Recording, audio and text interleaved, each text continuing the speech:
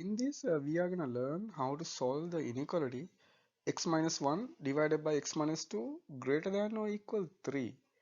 So if you get an inequality like that, you can see we normally call these are rational inequalities because there's a rational function on the left side.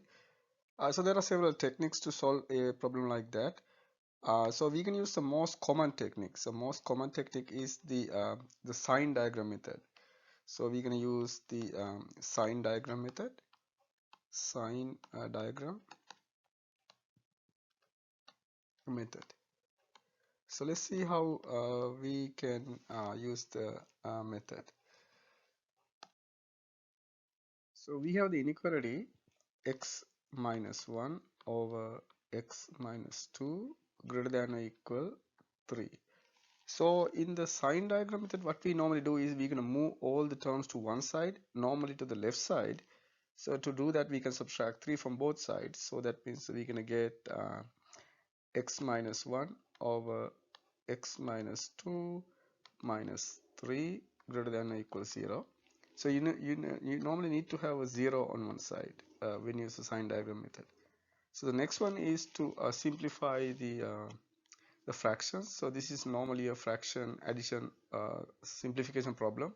So we can use the common denominator in this case. So what we can do is we can put a 1 as the denominator, and then we can use the 3-arrow argument.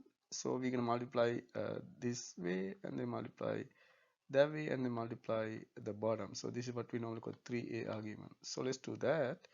So if it's 3a argument, first you're going to multiply these two terms.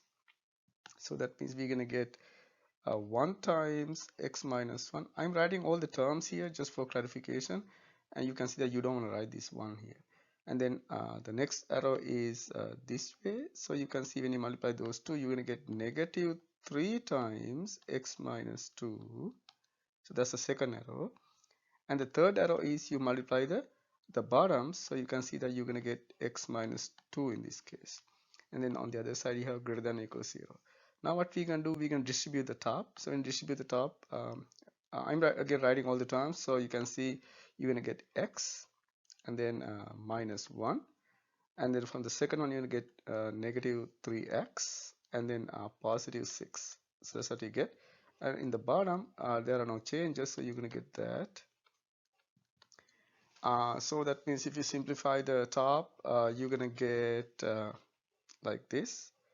You can see what you get is negative 2x plus 5. So you're going to get negative 2x plus 5.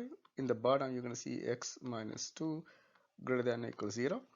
And you can write the top again like this. So just switching the terms, you can write 5 minus 2x over x minus 2 greater than or equal 0. So normally the next step would be to find the zeros from the top and the bottom. So if you look at the denominator term, and you can see the 0 is x equal 2. So that is the 0, right?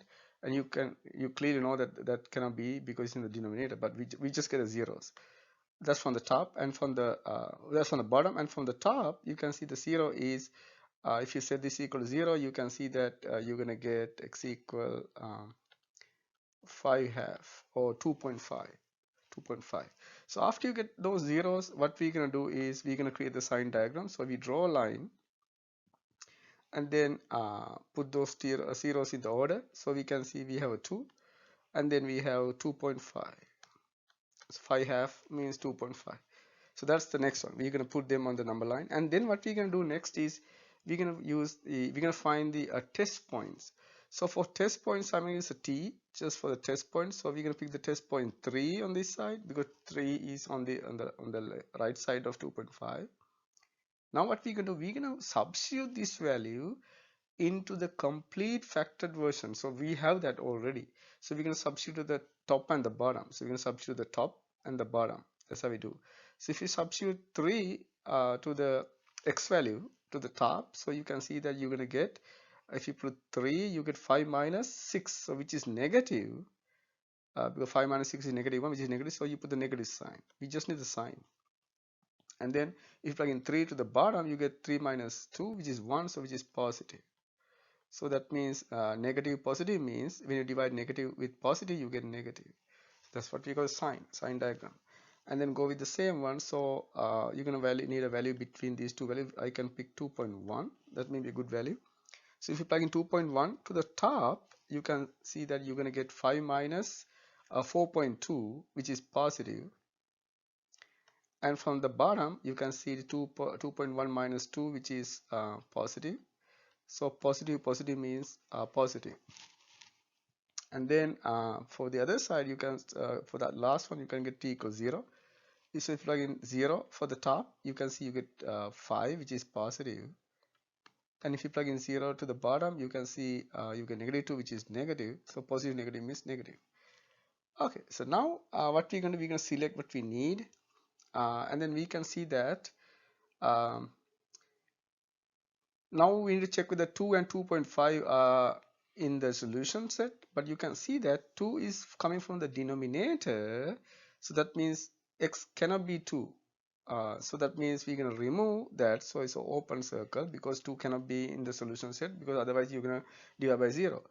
But 2.5, which is in the numerator, and you can see that it can be 2.5, because when you plug in 2.5 you can get 5 minus 5, which is 0. That's valid because that's an equal sign. That means 2.5 is in the solution set. Now inequality says that this has to be greater than or equal. That means positive. That means the we're going to pick the positive solution because it's greater than 0. So that means that is the solution set. So we're going to write the solution set now. So the solution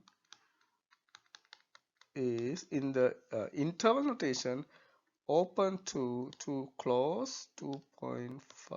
So that is the solution using the what we call the sine diagram method. And you can use this method for many other problems. So you can use this method to any completely factored problem. It can be polynomial inequalities, it can be rational inequalities, so you can use for any type of solutions. So this is one of the very important technique called the sine diagram method. Thank you.